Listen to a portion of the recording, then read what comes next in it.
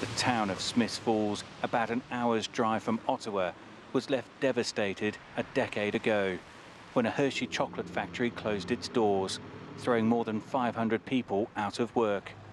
But the town is now enjoying an unexpected resurgence, and all because of cannabis. All of the different plants and products that we have available anywhere in the world started in this mom room. The chocolate factory has been converted into the headquarters for Canopy Growth Corporation. In just a few years, thanks to the legalization of both medical and recreational cannabis use in Canada, the workforce has grown to almost 1,000. They were looking for, a community that would allow them to grow massive amounts of cannabis. In 2013, we really had to make the sales pitch of coming here, taking over this flagship building, and using it to grow narcotics. To underline just how big a business cannabis has become here in Canada, this room is known as the Vault. Inside is around $120 million worth of cannabis products. That equates to around 6 months' worth of sales. Constellation Brands, a US liquor and beer company, recently invested $3.8 billion into the company. Next year, the company hopes to sell foods and drinks spiked with the active ingredients of marijuana. But concerns remain over the negative aspects of cannabis, with fears legalization will promote usage.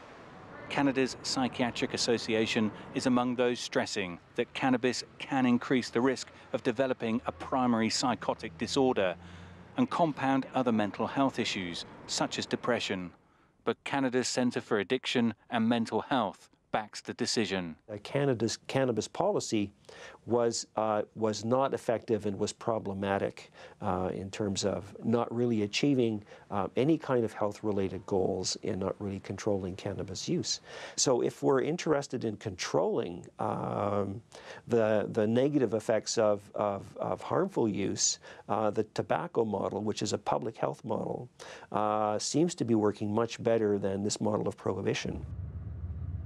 The centre is also focusing on other social concerns, not least the impact cannabis has on driving. Akwasi Owusu-Bempah is an assistant professor at the Department of Sociology at the University of Toronto. He believes that whatever the concern over cannabis, the existing laws simply weren't working. It's actually had devastating, I think, health impacts because people are criminalized for substance abuse problems that they might have. Rather than helping them with the issues that are leading to their drug use, we're criminalizing them, which makes them worse off. Canada became just the second country to legalize cannabis after Uruguay.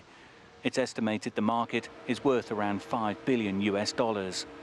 Like a giant social experiment, the world will be watching the impact of Canada's decision very closely. Dan Williams, CGTN, Smiths Falls, Canada.